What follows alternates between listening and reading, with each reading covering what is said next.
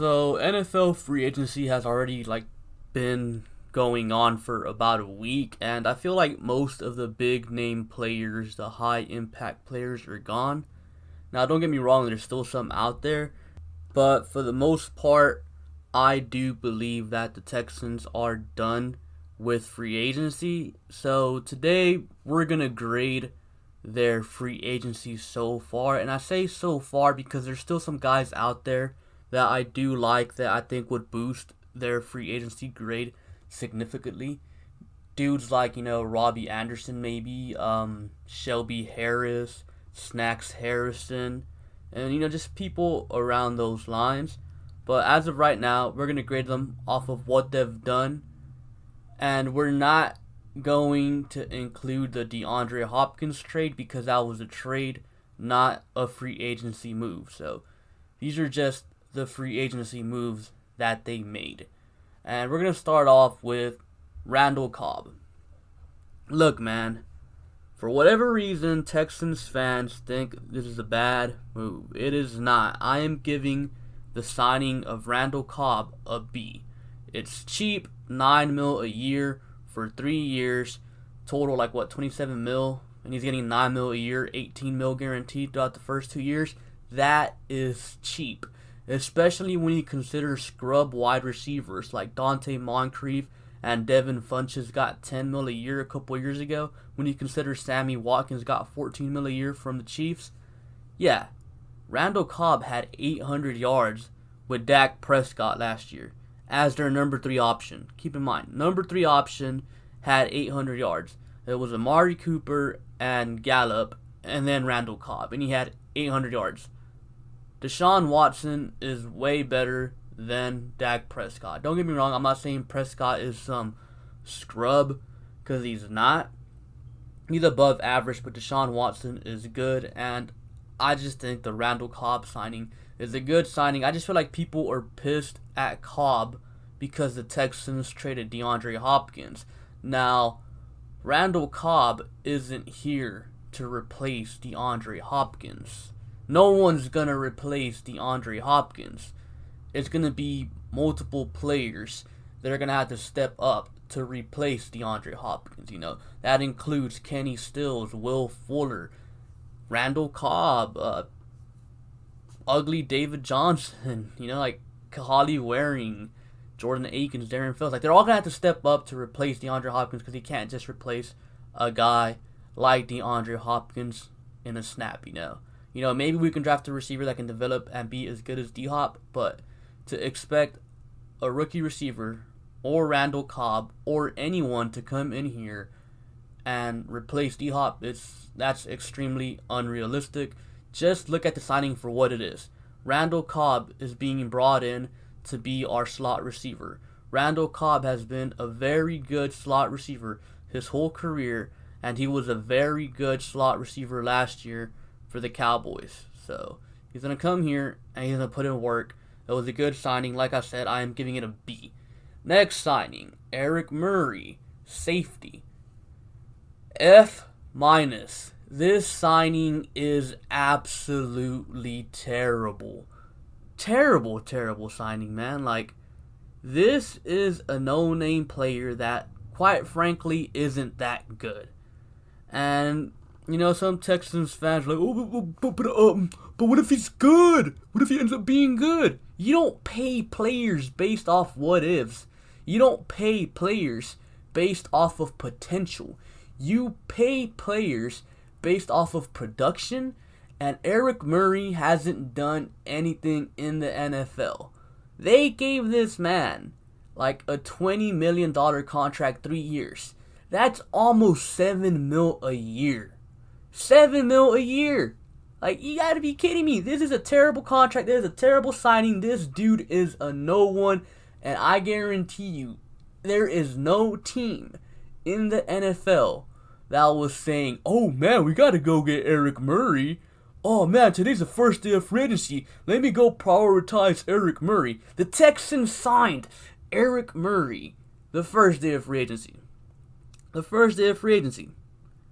A no-name scrub got signed to a deal that averages $7 million a year, or nearly $7 million a year, on the first day of free agency.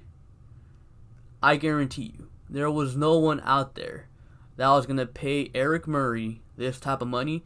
There was no one out there that was gonna prioritize Eric Murray over these other free agents. Now, what can Eric Murray bring to the table?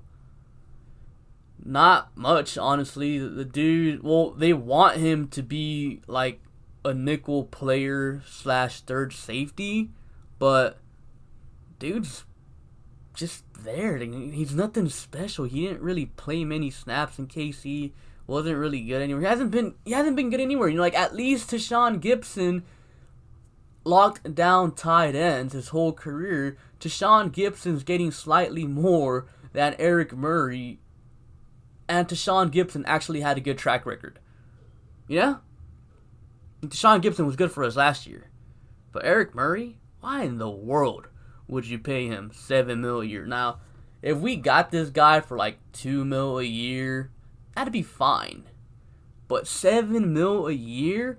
That's solid player money. That is money that you could be spending elsewhere. That is money that you could have gave to D-Hop and you wouldn't have to lose him. Because apparently, cap space was an issue. Money was an issue with D-Hop. If that's the case, why even sign Eric Murray? Give that extra money to D-Hop. He deserves it. Eric Murray, he don't deserve anything. Next signing, Jalen Watkins, safety from the Chargers. I am giving this one an A+.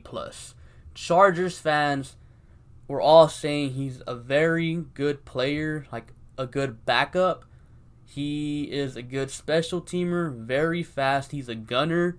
And, we got him for cheap. I believe it was a 2-year deal worth $3 million. So it's like 1.5 mil per average on year. I'm not mad at that. I'm not mad at that at all. We need depth players. We need special teamers. The contract that Watkins got was the contract that Eric Murray should have got. Like, if Eric Murray had this contract, I wouldn't be mad.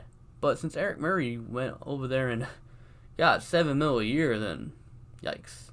Okay, and the last guy the Texans signed, an offensive tackle, Brent Cuvell. I guess that's how you pronounce his name. I don't even know how to pronounce his name. And quite frankly, I don't care how to pronounce his name because this dude's not going to be on the roster long. I feel like he's just a cat body. So the Texans spent the first week in free agency. They got a special teamer in Jalen Watkins, which is fine. You need special teamers. They got a fourth offensive tackle that's probably not going to make the roster in Brent. They got a scrub no-name player that nobody was prioritizing on the first day of free agency, and they got Randall Cobb. Now for Brent, I'm giving it a C because it's just a camp body. He's not gonna be here. He's not good, but at the end of the day, he's gonna be cut, and we're not gonna be losing anything. He's gonna be cut before preseason, or not before preseason, but after preseason. So we're not gonna be losing much. Now, one last thing I do want to talk about is losing DJ Reader. A lot of Texans fans are pissed about it. Losing DJ Reader, I give that move an A+. DJ Reader had to go. He got $13.5 million a year from Cincinnati, if I remember correctly. That is way too much for a 2-down player.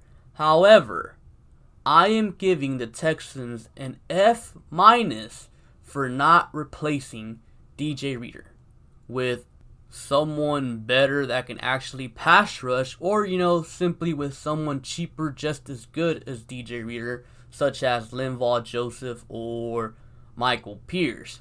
But they didn't do either, so losing DJ Reader is an A+, not replacing DJ Reader is an F-. Of course, like I said at the start of the video, there's still guys out there like Shelby Harris, Snack Harrison, even some edge rushers like Everson Griffin.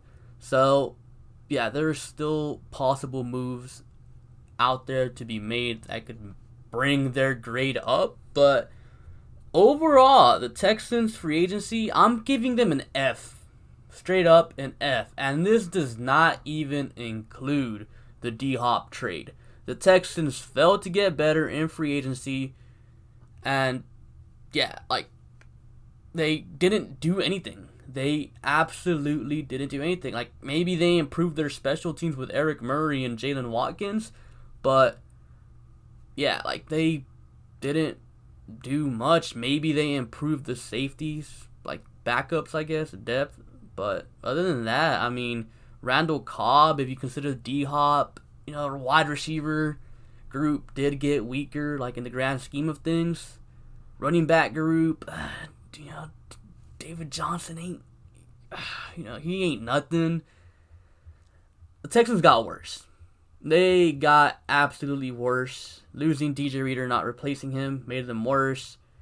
So, they completely botched free agency. Now, can they still come back and clean up their mess? Yeah, like I said, go get Snack Harrison. Go get Everson Griffin.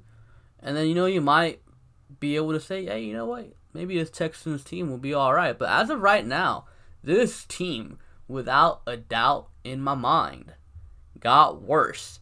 And to expect this team to go out there and draft well, that's possible, don't get me wrong. But to expect those rookies to come in here and contribute immediately from day one is extremely unrealistic. So things are trending downwards for the Texans for like the first time in years, I feel like.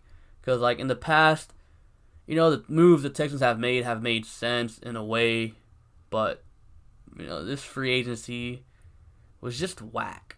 The Hopkins trade, whack. So yeah, free agency, Texans completely botched it.